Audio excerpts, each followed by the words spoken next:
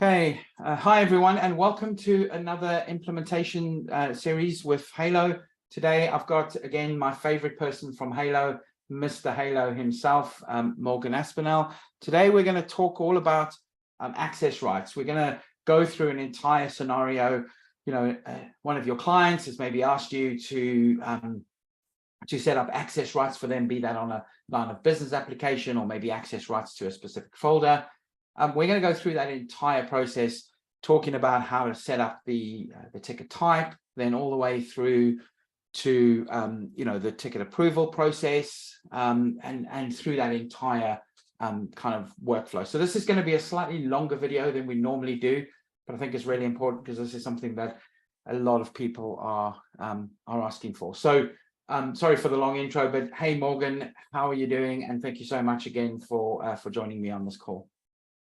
Yeah, thanks for having me, Chris. Hello, everyone.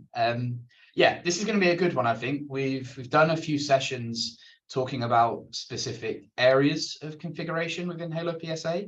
Today, we're going to do a bit more of a sort of recorded long-form consultancy session, looking at start-to-end process. So we'll be touching on workflows, approvals, ticket types, field lists, points that we've discussed previously, but hopefully this will give the audience a bit more of a wider context of how these different areas of config all sort of daisy chain together. So yeah, looking forward to it.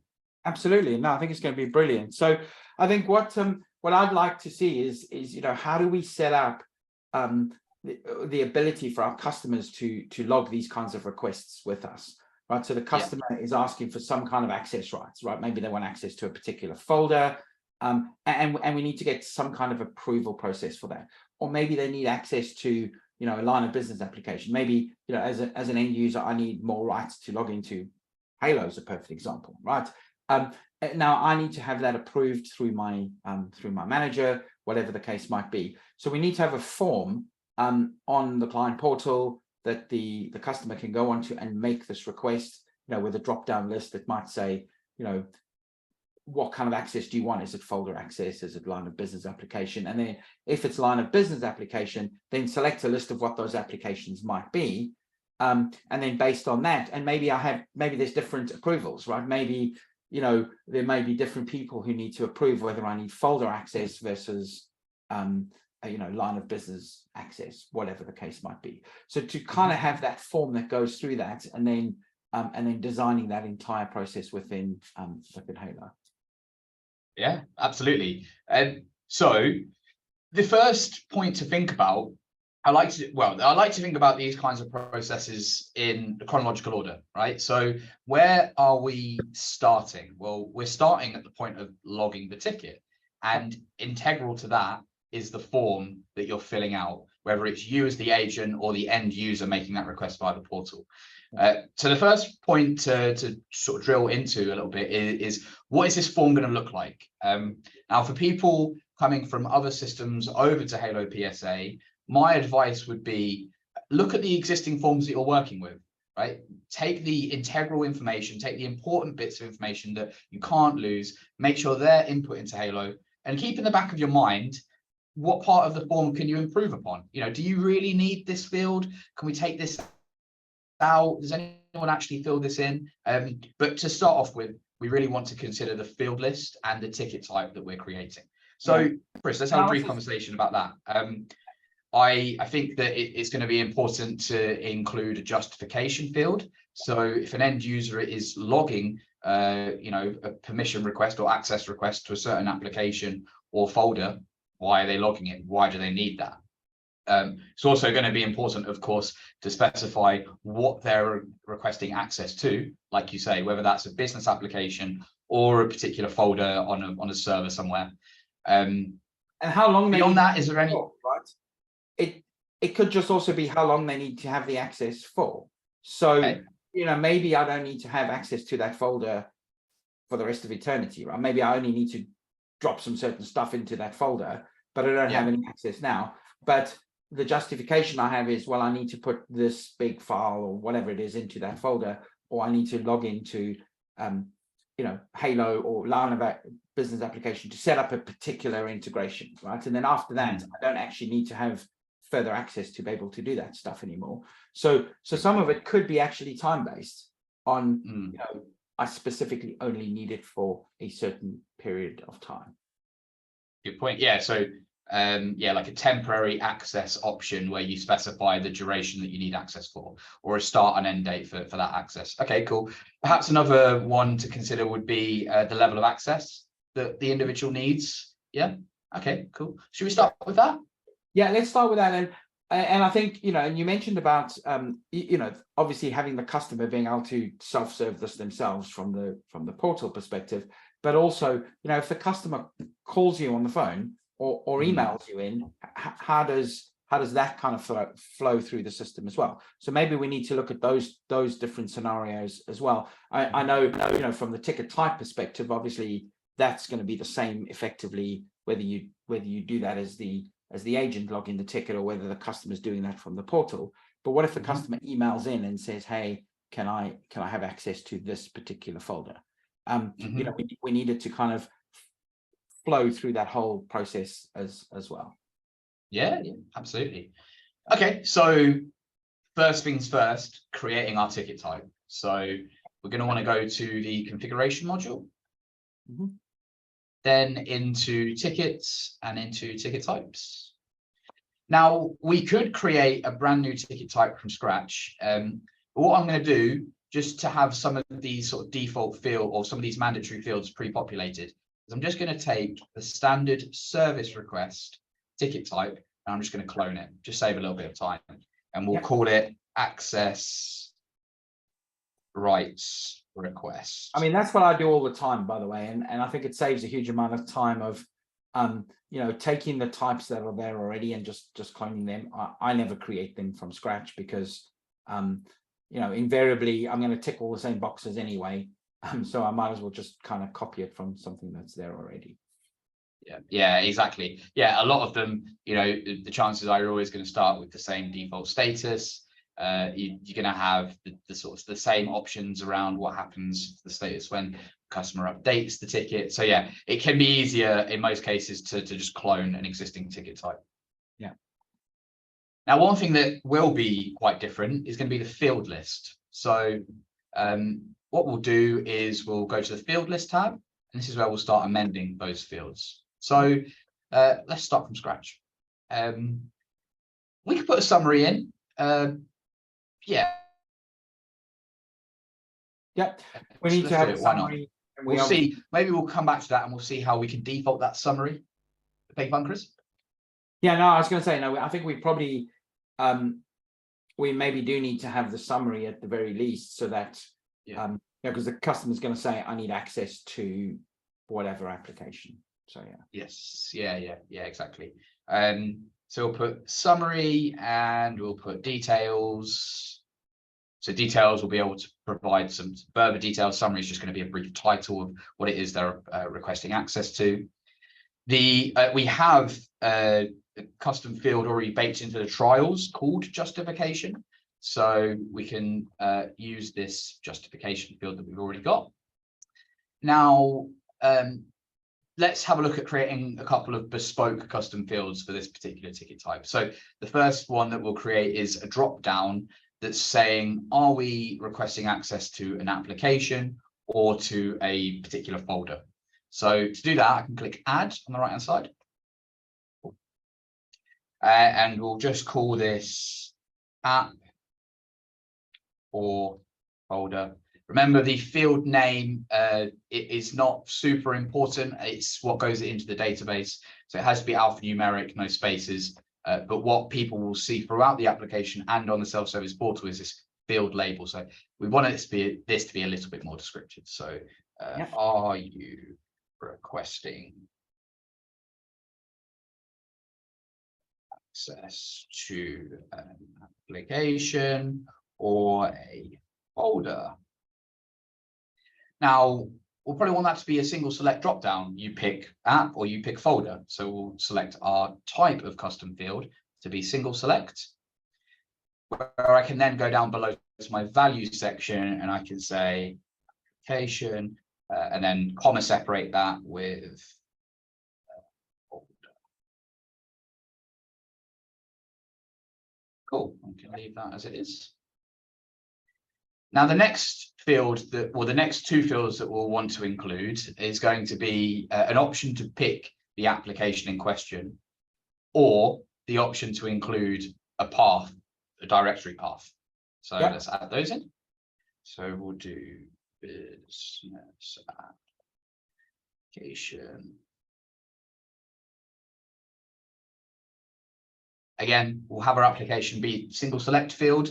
Probably don't want to make that multi-select. You don't want people to be requesting admin rights to too many apps all at once. Keep those processes distinct. Unless, although that could be actually something I think we may want them to be able to do, right? I might want to have access to, you know, QuickBooks and Halo at the same time, because maybe again that I'm going to turn on something to do with the integration and I need to test it. I'm going to do so. So yeah, so there may potentially be the ability for me to request multiple applications. Okay, cool. Well then, yeah, in that case, we'll make our type of field multi-select. Same process, comma separated list here. So we'll do QuickBooks, we'll do Halo ESA, and maybe we want access to an RMM, so we'll do Ninja. Yeah, I mean, you know, an end user probably wouldn't necessarily ask for you know, Halo or Ninja specifically. That's true. But again, this could be though that this could even be an internal request from one of your engineers, right? I mean, I could be working at Sandela and saying, you know, I'm not the boss, so I don't have any of these rights, but I need rights to be able to do this. So it could be within the MSP as well. That somebody could be requesting permissions to do that. So I think leaving it there with saying Halo and what have you in there is fine. But yeah, typically as an MSP, you would be putting in whatever the business applications that your end users would be using. Yeah, I suppose that does raise an interesting question. What applications would an end user be requesting access to in the first place? So probably something like maybe QuickBooks, possibly. Or maybe they have some kind of CRM system of some sort, you know, like Salesforce or something that isn't an MSP type product, you know, something to that effect. Or maybe they've got some kind of marketing tool that they might need to log into. You know, maybe they want to like a MailChimp type thing, and they might want to create newsletters, and you know, that has multiple access levels, you know, those kinds of things. Or maybe even you know, somebody who is designing something on your website, maybe they want some access to WordPress, if you've got WordPress, you know, so that they can actually log in to be able to log into the back end of WordPress and do some stuff. So the line of business applications that they're going to be using are going to be something to that effect, or some kind of other tool that they're using within their business. Okay, yeah, interesting. Perhaps we have two separate fields. Again, we can touch on another area of configuration. So if we want to make this access rights request form as general purpose as possible, we can have fields that are present to the user and fields that are present to the agent. So an agent internally could request access to Ninja or to Halo for, you know, administrative purposes, but then a different set of applications would be present to the user. Yes, exactly. And I think that's the thing, because, you know, there's two things here, right? There could be, and think about it yourselves within Halo, right? You probably have certain rights within Halo that maybe some other people don't have. And that person may need to make a request internally to say, I need to be able to access these other things within inside Halo. But also, so an MSP may need to do that same thing. But yes, also your customer then needs to make a request, or the end user needs to make a request that says, I need request to whatever tool I use, QuickBooks, Xero, WordPress, whatever it is. Okay, cool. Yeah, so let's create a new field, business application user.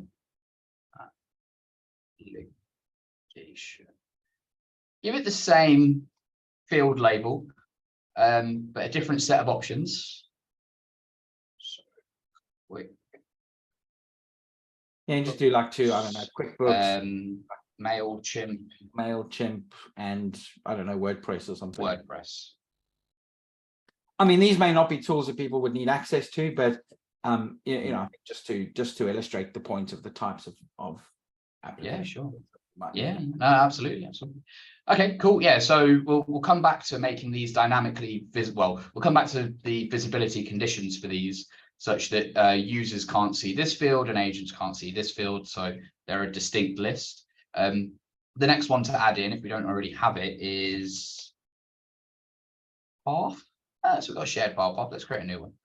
So create file path. Call that one path 3. This will just be a text field, so people can just input the string that corresponds to that path. Put that in. Cool. The next one to consider would be the temporary access option. So what I'm thinking is just a checkbox.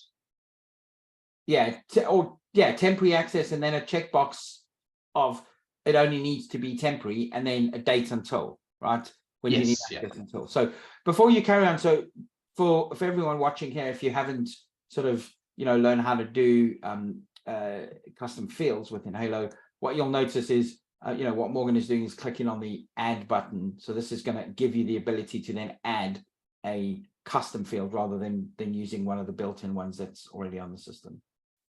Yeah, that's absolutely correct. You can actually navigate to the same area of configuration via heading to the configuration module, then to custom objects, then custom fields. And we'll see that, you know, those fields that I've been adding in are added into the ticket entity. So this is just a bit of a shortcut way of adding those fields in.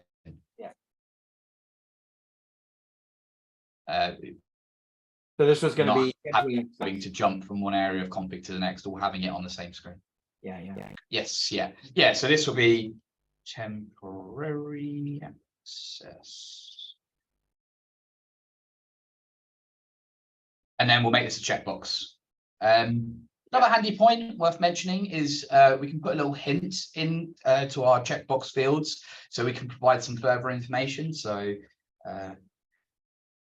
if you only need access to this, well, if you only need temporary access, check this box. Access, please check the above box. Cool. And then a date. And then, yeah. So I'll call this one access until. When do you need access until? And then this will be a date field. Yeah. Cool. And then we'll throw those other ones in. So we'll throw in summary, details, justification. Now, it's worth bearing in mind that the order in which the form is, or the order in which the fields are presented on the form is established based on the order of the field list here. So we probably want our summary to be at the top. We'll want our details directly below. Then we'll want our option to specify whether we're requesting access to an application or a folder/directory. Then we'll have our application options if selected, or our directory if selected. Then below that, our temporary access checkbox, and below that, the when do we need access until, if the above checkbox is checked. And then finally, our justification. Okay. So save that very quickly.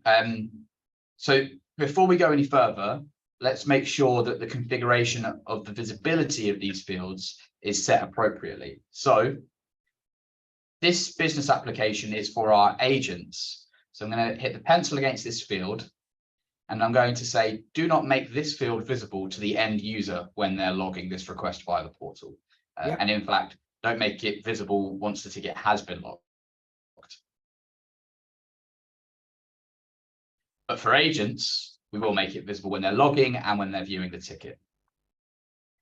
Yep. Similarly, our business application user field will want the inverse to be applicable. So we Yep. don't want agents to see those fields. They're not relevant to the agents. Well, they're relevant to the agents once the ticket's been logged, but it's not relevant on the initial form for the agent to see that field. That's for the end user if logging via the portal.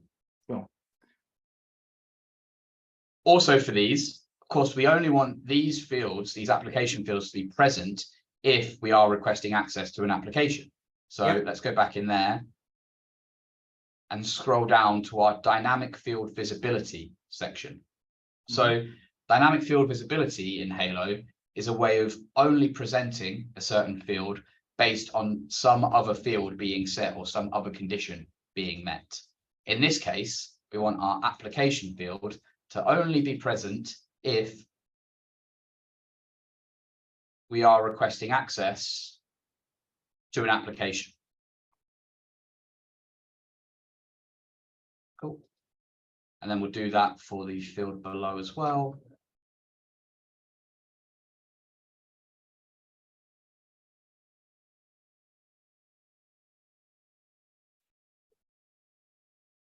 Cool. Similarly, for our path to directory, we'll only want that to be present if we're requesting access to a folder. Yep. Yeah, and that's one of the things I really like about Halo is, giving you the ability to kind of, have these dynamic fields based on something else that you've So yeah, some of the other PSA tools on the market don't allow you to do this. So it's kind of really cool that you can, all the fields get presented whether you need them or not. So this is really cool to be able to say, only display that field if you're a user, or only display that field if you're a customer, and then only display the other fields based on what you've selected on the field above. So kind of really so you kind of, it's almost taking you along a journey of, oh, okay, so you want access to a folder. Well, what's the path to the folder? I don't need to see that application field. It's not relevant. So yeah, it's you can imagine over time these forms can become quite comprehensive.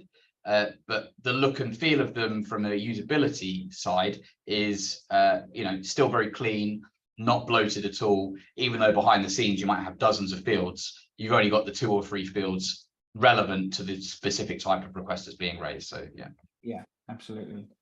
Cool. And we'll do the same thing with our when do we need access until. We only want to show that if temporary access is checked. So we go in here, set our dynamic field visibility.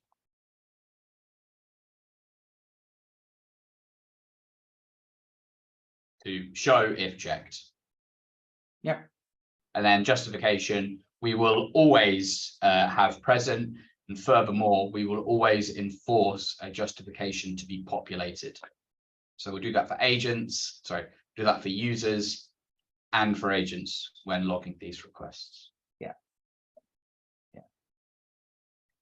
Cool. Oh. So,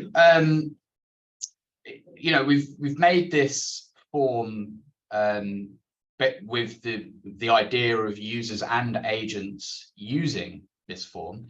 There's a couple of configuration points that we want to ensure are set to allow for the tickets to be logged by agents and by users. And we'll find those on the details tab. So we can see here, we're granting agents the option to log a ticket of this type, and we're also granting end users the ability to log a ticket of this type. So that's quite important. Yeah. Also, an important point is on the defaults tab, there is a show to end user option. So if you want these tickets to be present to the end user, once they've logged them so they can check the progress of them, you want to make sure that show to end user is marked as yes. Yeah. Okay. And the other thing is under the defaults as well. This is where you're going to be able to set up things like your, the default status that this ticket would be created in when it gets created. You got your exactly. Whether you want to start a workflow and an approval process, which we'll go through in a few minutes and show you how that process will work as well. But yeah, this is where you're going to set that stuff up. Yes. Yeah. Exactly. Okay. Well, let's put it to the test very quickly, and let's just log a ticket on the agent side and make sure it's presented how we would expect it to be. So one point to bear in mind is we have our list of ticket types here. There may be situations where you can't find the ticket type in this list. So you want to make sure that in configuration tickets areas, your area is using the correct ITIL type. Now we're set as all here, so we've not got a problem, but just bear in mind, if you start to drill down and create different areas for different ITIL types, you're going into the correct area, or at least setting the ticket type to be the correct ITIL type, which you can do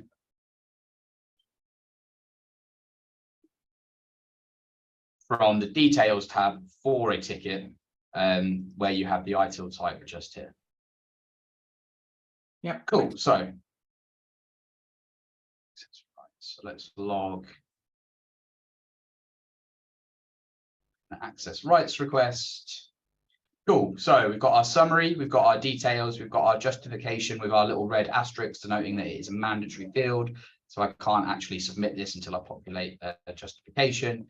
We have our option to specify whether we're requesting access to an application, where we can see the application list specific to our agents, not to our users, or our path to directory that is dynamically presented based on our option there. That's all looking good. Then we have our temporary access checkbox with our hint below. If I check that, then I've got my date field where I can specify when I need access until. Yeah. Cool.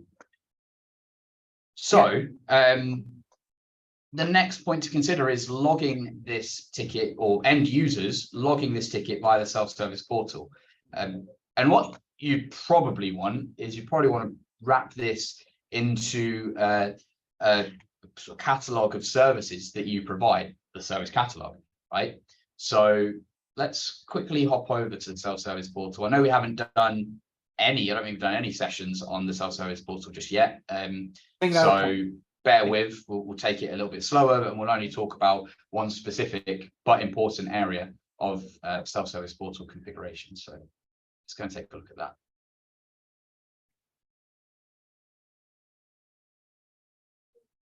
So this is the self-service portal, and this is where your end users will be logging in to view updates on their tickets, raise new tickets, check in on the status of services, check their quotes, look at reports, possibly look at entire dashboards of metrics specific to their own company, etc. Everything here is customizable. We'll come back to this in a later session, looking at how we sort of customize what we're looking at here to sort of, further tailor the self-service portal to you and your customers' needs. But for now, we're just going to go into the services and products section here. Now, when I click into services and products, the first thing that I'm presented with are these options where it's users and services, hardware, software. These are referred to in Halo PSA as service categories. If I click into one, I'll be able to see the services available within the service category in question. And there's actually now rights there as well, which kind of, I guess, similar to maybe an access rights type thing that we have. Yeah, exactly. Yeah, I mean, we've got these sort of baked into the trial. This isn't using what we've discussed today. This is something else. But yeah, it's sort of a good starting point to get an idea of how one should structure the service catalog. But yeah, let's add in here our access rights request. So fundamentally, these services that we're requesting, what's happening behind the scenes is just tickets of a certain type are being logged. So when I go here, I'm actually just presented with the new starter ticket type, right? So we want to emulate something similar with our access rights. Yeah. Or access request. So you can find all of those services in the service catalog module. So we click in here, we'll see on the left-hand side, we have our service categories, and within a particular service category, we have the list of services that are applicable. So, for example, if I was to click users and services, then I'm only presented with the services within that category, similar to what I see here on the self-service portal.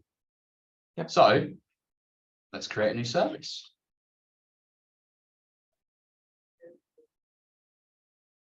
Again, I'm not going to go into too much detail. We will have a deep dive into the service catalog in a later session. For now, we'll just look at the real fundamentals and sort of getting that set up as a baseline, and we'll come back and look at some of the other configuration options available. So for now, we'll just give it a name, give it a category, brief summary, request access to an application.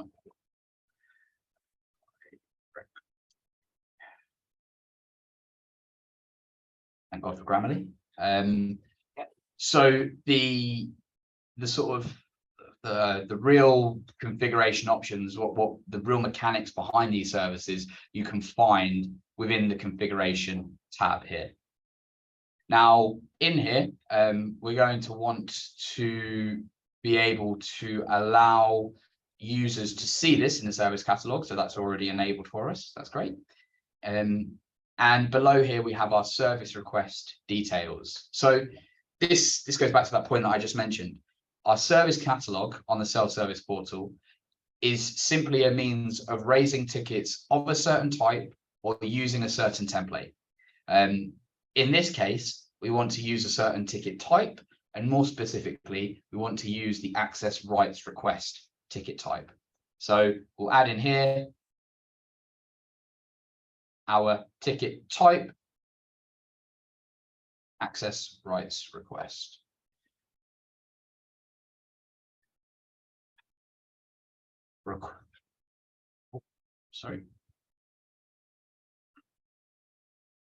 Request access to an app / folder. Yep. Copy that, put that in there. This option is quite an important one. Show the new ticket screen when requesting this service. So we want to make sure that when end users do request this service, they are prompted with that form to populate the information that needs to be populated. There might be instances where you just want a user to click a button and it just raises a ticket with some default information already applied on it, no real user input. And at that point, you wouldn't necessarily want to show the form to fill out information. You just want them to click it, logs the ticket, and your team are informed. But in this case, we want to make sure this is on. Yeah. Save that. Let's add an icon. Saved one just before the call. See if I can find that. Here's one I created earlier. Yeah, exactly. Just like Blue Peter, right?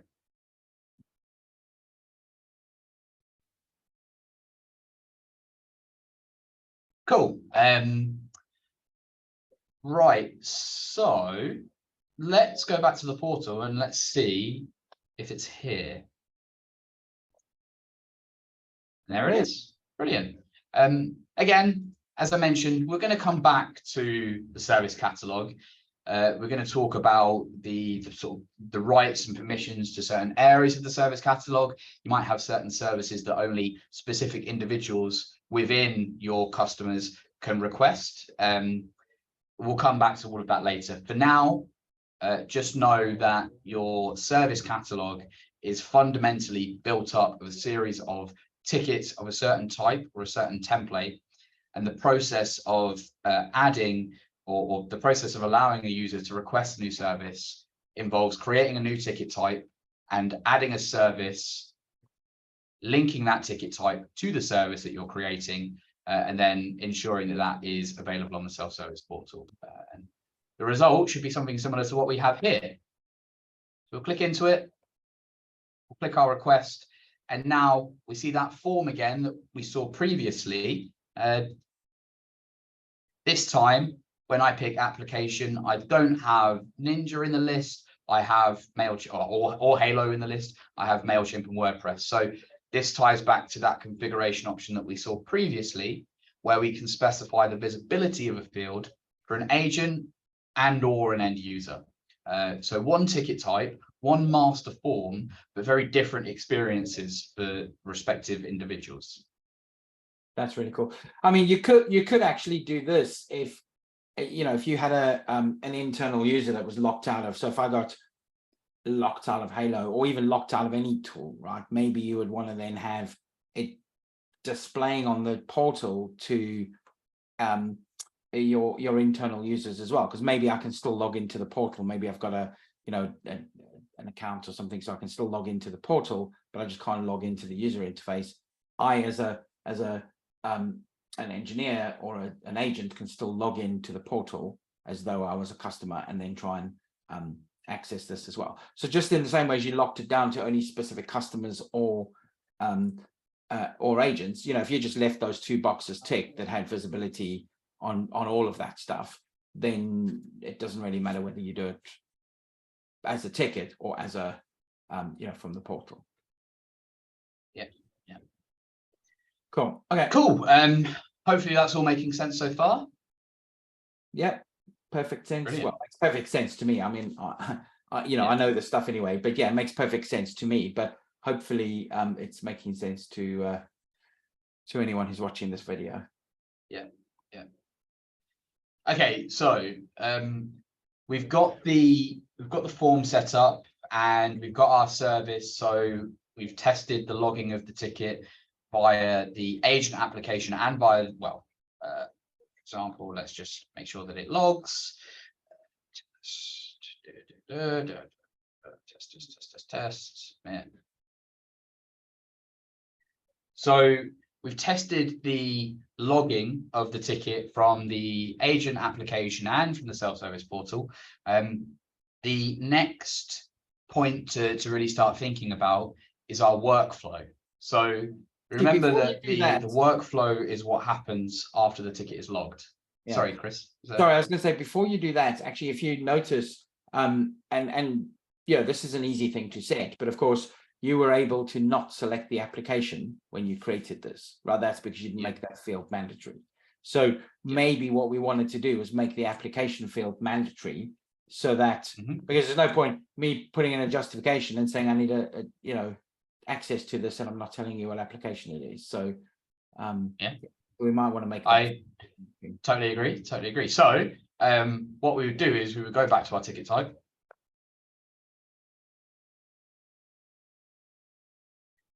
Go to our field list,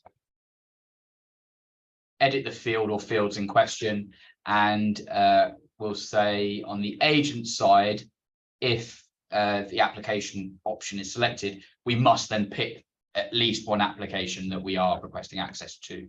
Yeah. Same for the users. So we go to end user new ticket visibility. We make that a required field. Probably same for path to direct. Well, probably same for path to directory and when do you need access until. So if we select folder as our access type, then we must pick a path. There you are. Yeah. And if we're saying that we only want temporary access, we must specify when we want access until. Yeah. So it's a good. And this is actually a good point that this happened, because neither of us kind of spotted this, and now we've tested it and realized that actually, you know, we're giving our users the ability to create something without you know, without selecting an application. So it's really important when you maybe scoping these out to really think about, you know, what do I need to make compulsory, right? They have to be able to select what application. There's no point presenting this form to the user and then not allowing them to select the application. So yeah, and you know, you need to just kind of decide what it is that you want to do. But as you can see, if you do forget it for whatever reason, it's really simple to just go back and make that change, and should be good to go. Yeah, absolutely. Excellent. Okay, cool. So let's just quickly hop back to the portal, go back home, go to products and services, go to the users and services group, go to our access rights request. Now we can see application is marked with an asterisk. I've got to pick an application, and then same for temporary access. Similarly,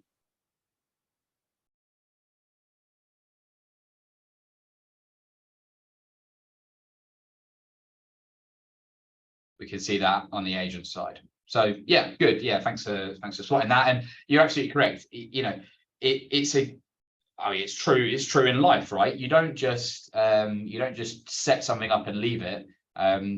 Really think about this form. Really think about what needs to be presented when. Really think about what is required as a field. Yeah, measured twice, cut once.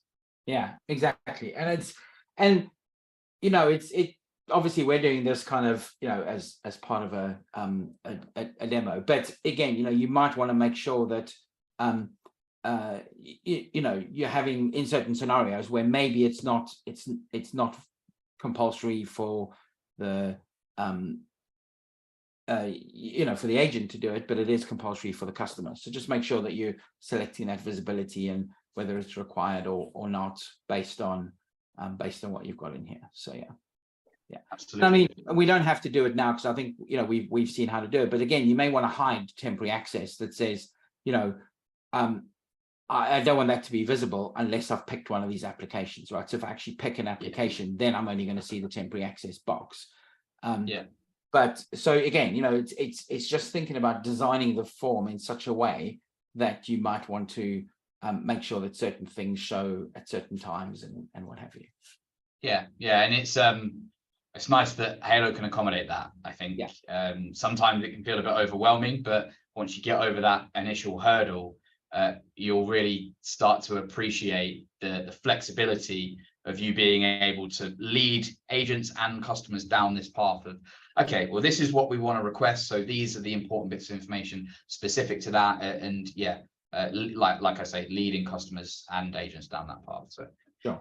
Speaking of which, yeah, now the journey sort of begins. The ticket has been logged, and the first point once a ticket has been logged that we probably want to consider is some kind of approval process, some approval mechanism to put in place. You know, you don't just want anyone to log into the portal and request access to QuickBooks, you know, admin rights to QuickBooks, and just have that go straight through. You're going to want some kind of vetting process, some kind of approval to put in place, such that the requester, you know, doesn't just get what they want straight away. So yeah. So if the requester is you know, needs some kind of authorization before they do that, then I need to know that as the MSP that, hey, you know, Chris doesn't have access to be able to just ask these questions, right? He needs Morgan's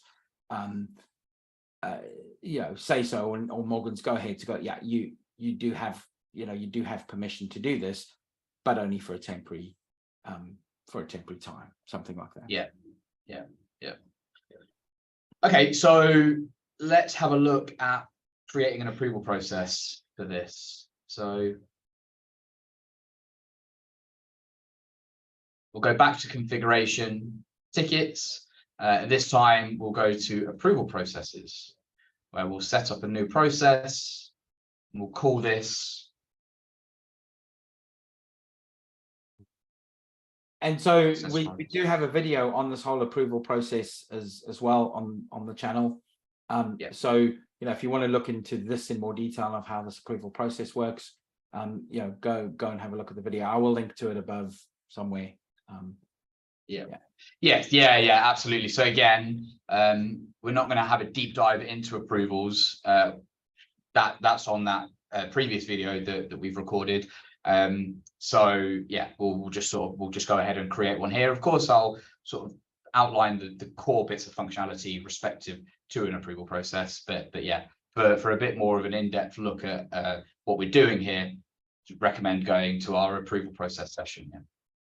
So we'll just have one step. that step will be, you know, customer, call it, customer. I'm just going to call it customer approval. Yeah. It's the hardest part of doing all of Manager this. approval, maybe, because this is Manager. Yeah. Okay, cool. Yeah. So our approver, I mean, perhaps we would want it to be the user's manager or second level manager, but this is contingent on the Active Directory integration being enabled, which we don't have in this instance. So we won't use this, but we will have from one of these many options.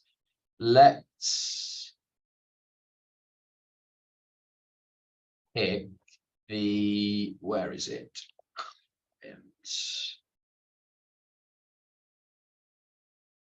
The change approver at the client. So we'll see a few options here. So a customer may have several decision makers, any of which who could make this approval. Or it might be that everyone at the customer, every decision maker at the customer in question needs to make that approval. So we can pick from any of these options really. But this example, let's do, well, I don't know, a list of approver users at the client. Sure. Now, of course, if we're picking from a list, then we can specify the number of approvals needed. Below that, we probably want this to be on. Big one.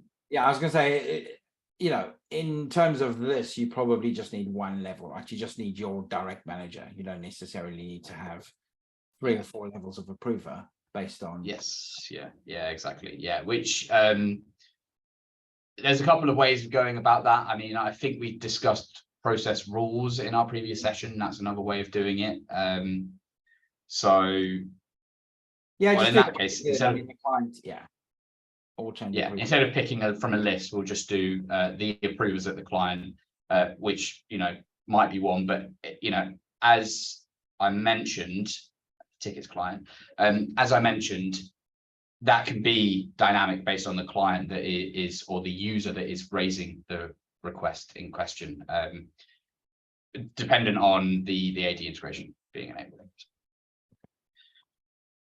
Cool. We'll send an email to our approvers. We'll just send the standard approval message email. We'll say that while we're awaiting approval, the status is awaiting approval. We'll say if approval is not needed, then we'll go just put it as the new status. If it's accepted, then do approved, and if rejected, do rejected.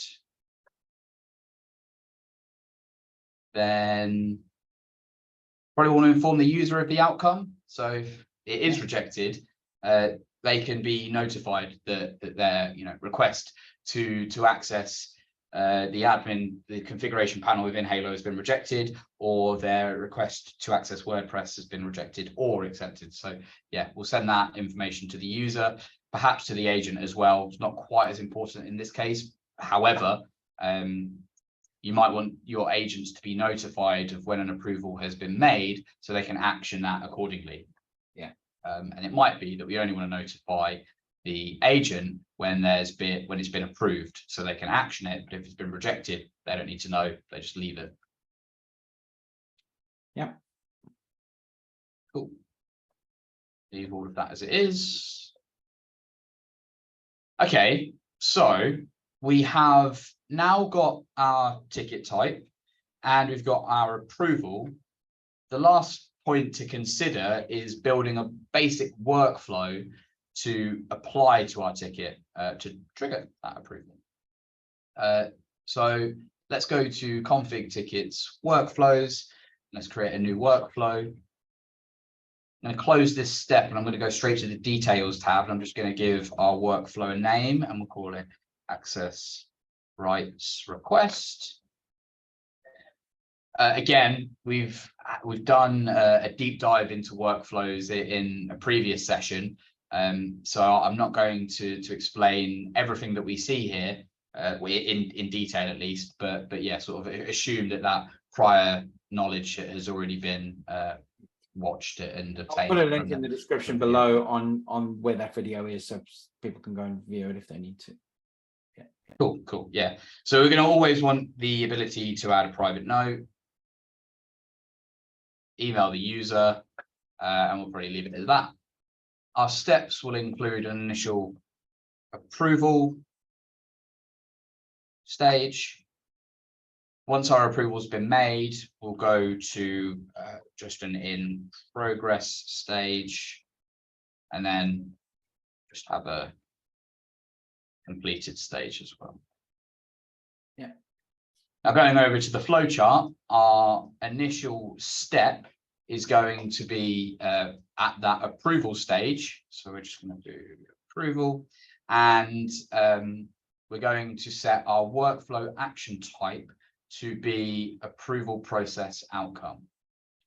Now, if the approval process outcome is approved, then we can go on to the next step to, grant that access and close the ticket off. And then if it's rejected, we'll just, if it's rejected, what do you think, Chris? If someone raises an access rights request and it's rejected, do we want to allow that request to be triggered again, or do we just close the ticket off? What are your thoughts? Well, I think it depends on why it was rejected, right? So there might be, and maybe we should have thought of this in the beginning, but maybe we need to build something in there of why has it been rejected? Because maybe in the justification I gave isn't enough of a justification, so it's been rejected. But so now it can either be rejected, closed, ticket's done, you have to log a new one, or it could be, okay, it's rejected for these reasons, so the end user now has to go back and give another justification as to why they want this ticket, and then it could be approved. Yeah. So which one would you say is more suitable? Well, both those scenarios would work, but I think, yeah, in this one, if it's rejected, then I think they need to be able to go back in and maybe give another justification as to why it's been, as to, well, I guess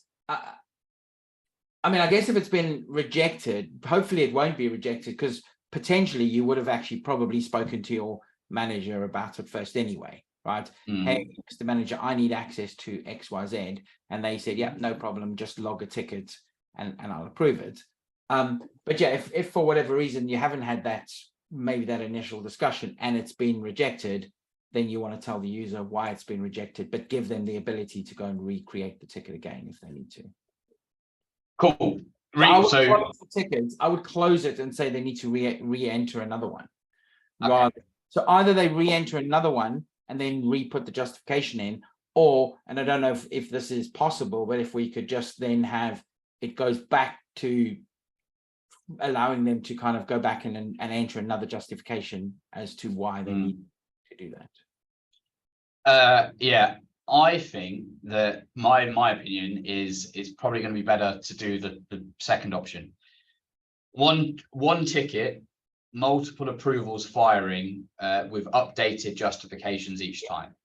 Yeah, absolutely. Cool. So I think that's better. You're right, because otherwise, yeah, you might just end up having 100 tickets for the same thing. Yeah. And this way, rather just go back and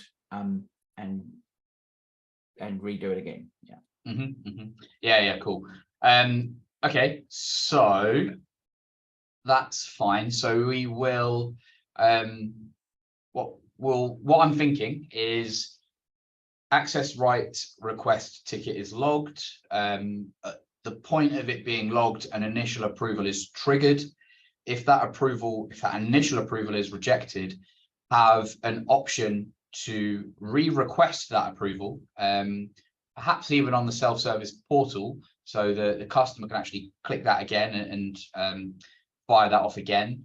If it's accepted, then we proceed to grant access. So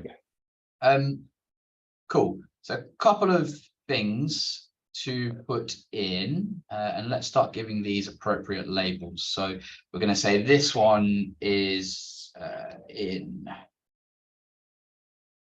progress, this one is rejected,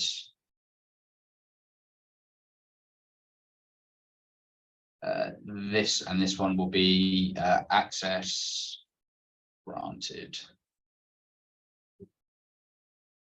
So in our in progress step of our workflow, we're going to want to include an agent action of access granted, I suppose. That could be a quick action. We could just make that a button at the top.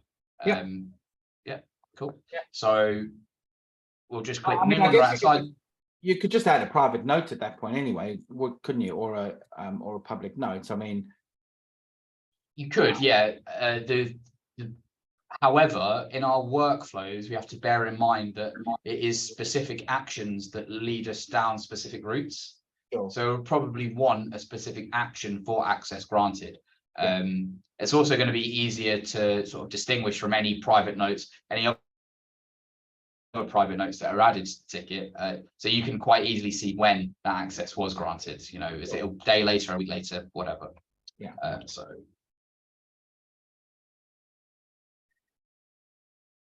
So just create a quick action here.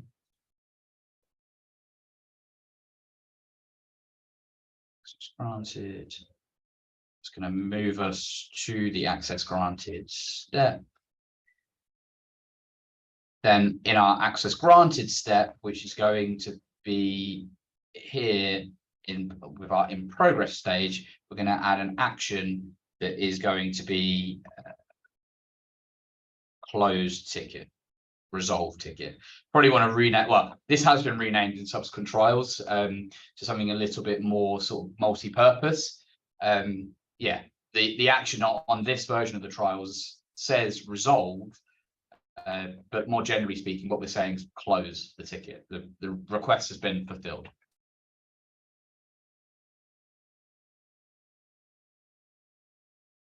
And then we'll want one more step. If that's completed, and then perhaps an option in here to reopen the ticket. And that might take us back to the in progress step. So finally, we'll take this and we'll put this to closed. So we've got this kind of feedback loop here. Once the approval has been made, we have our access granted. Once access granted has been formed, we then close the ticket, and if we need to reopen it for whatever reason, we can go back and add further private notes, etc. Yep. If it's been rejected, then we'll want an action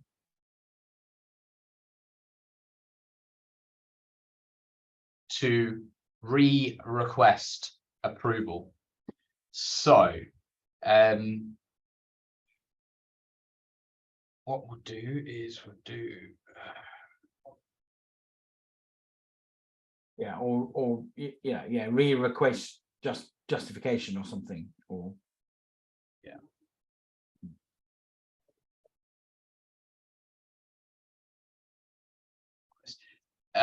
Now in our re-request action, we can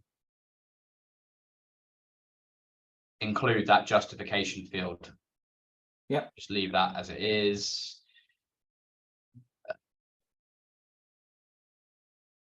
I've probably put a note field on there as well. And then we might want to allow users to perform that action. And then down in the details tab for our action, we can trigger an approval process. That's going to trigger that access rights approval. Yeah.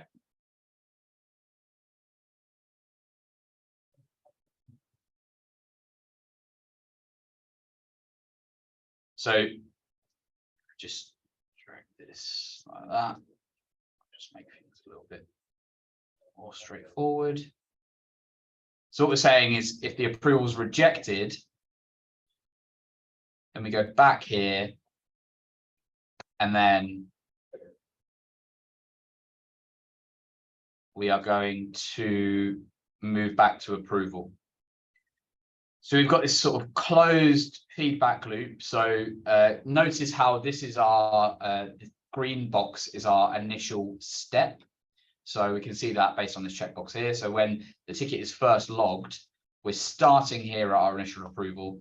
If it's rejected, we have the option to request approval again. We can do that until it's approved. And then once it's approved, we can go down this separate pathway of granting access and all of that.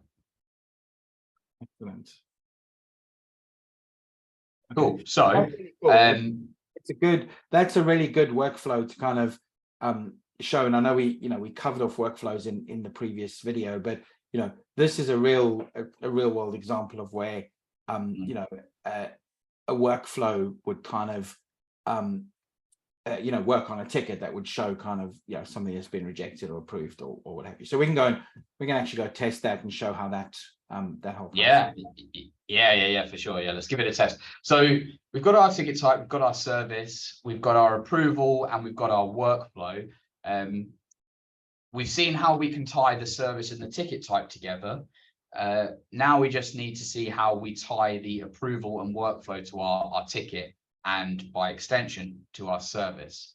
So for that, I go to my ticket type.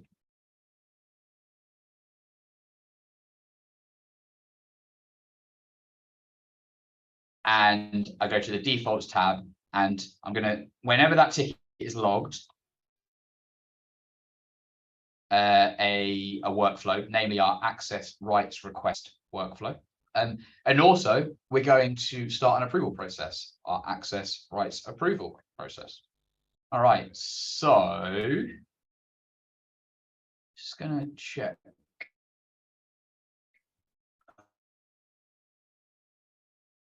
So just as a point, config advanced, we've recently introduced the option to allow admins to impersonate agents and users. So I'm just going to allow myself to impersonate users.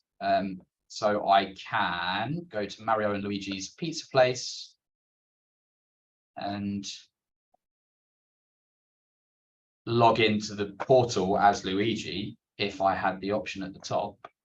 Let's just refresh. Oh, I also need to give him an email address.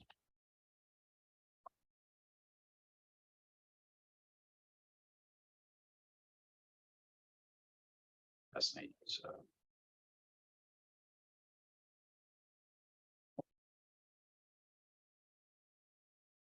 this has been an interesting test of what we've put together so far. So the Luigi has the same access permissions as when I previously logged into the portal. Again, we'll talk about that in another session. But for now, just bear in mind that our access rights request option is here. So we'll go in, we'll request that.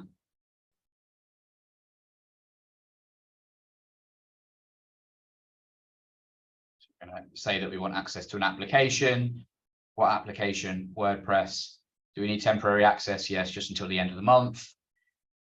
Need to make some website changes, should be done by end of month. Yep.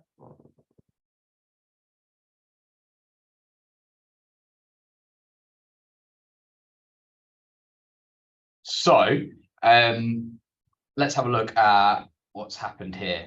So the ticket's been logged. Interestingly, it's gone straight to approved. So let's have a look firstly at our approval. We'll go to config, approval processes, go to the process in question, and we're saying that all approvers at the tickets client must approve. So it may be that no one is a change approver. Yeah, so I was just going to say that we didn't have anyone. I was trying to say that earlier on. I think we need to check who's on our change approvers board. Yeah. So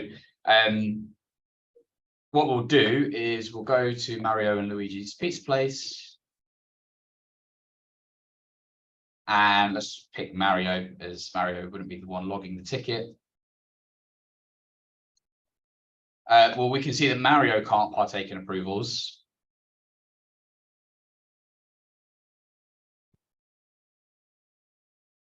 and neither can Luigi. So let's go back to Mario.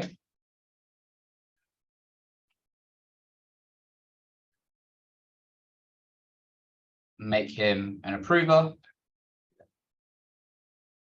Run through that again.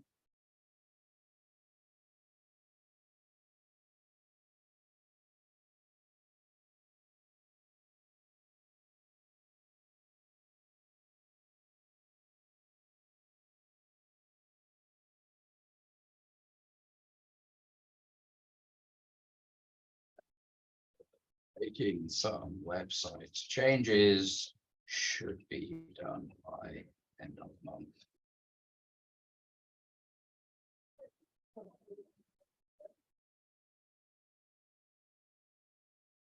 So now, instead of the ticket coming in with the approved status straight away, we can see it's awaiting approval.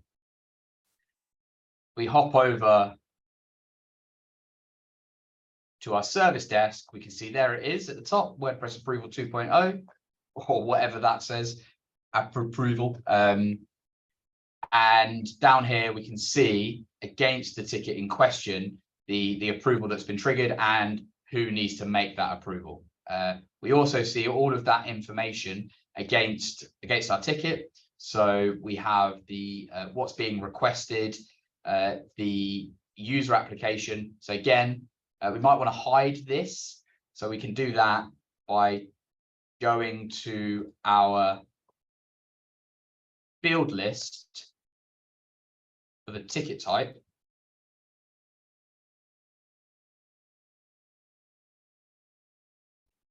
Go to business application, and we can actually specify that fields are hidden if they're empty. So not only do we have dynamic field visibility at the point of logging a ticket, we also have dynamic field visibility once a ticket has been logged. Again, that's a prime example there. I don't need to see both of those application fields. I only need to see the application field that has been filled in. So that's quite handy. Cool. So we're awaiting approval here. Can't do anything, can't perform that action. As an admin, I can approve on Mario's behalf. Now it's been approved. You can see that, you know, I've taken the liberty of marking that as approved. And now we have our access granted option. Again, this is based on our workflow, only allowing prospective actions at any given point.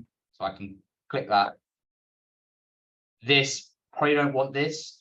What we're looking at here is the default behavior, default response behavior for the SLA interaction with the action. So what we'll want to do is go down to the response behavior for the action and say, do not respond.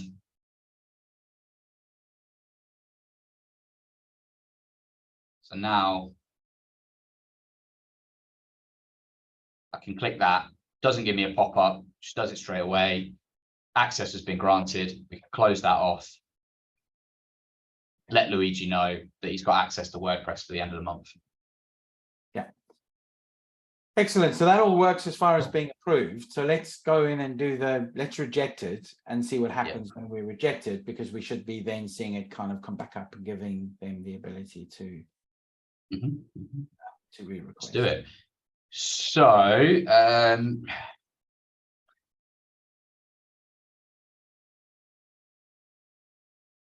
so this time, don't give temporary access. Like, I want full access, and then I can say I'm going to reject it because, you know, I'm happy to give you temporary access, but not full access. I want full access forever, or something. Yeah, full access to MailChimp. I love sending marketing emails.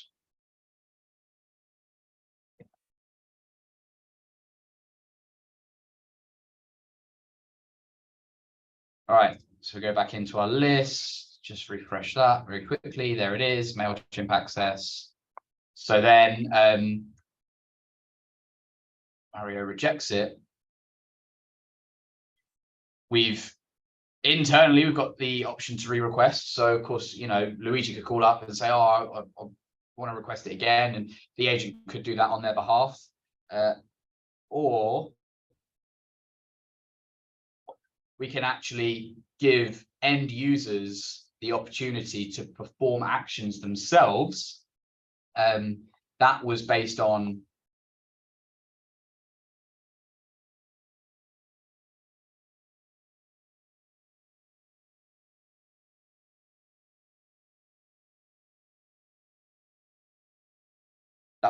our option here, allow end users to use this action. Yeah. Where I've got my justification again,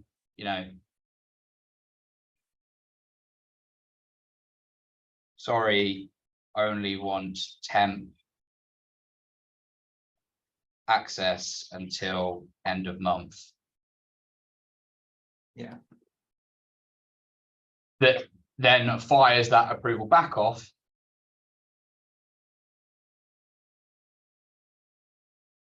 See, that's awaiting approval again. And here we are, and this time Mario could give it the thumbs up. And now we can go ahead and grant that access. So just to kind of reiterate what was happening there, we'll go back to our workflow.